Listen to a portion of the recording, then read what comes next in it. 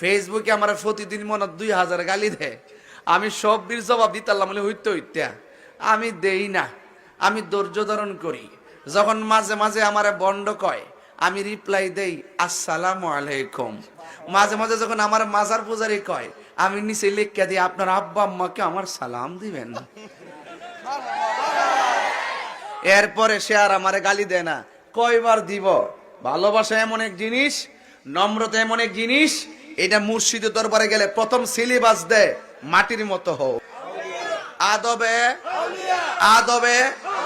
তাহলে ওলি আল্লাহদের মন সবসময় গরম না নরম?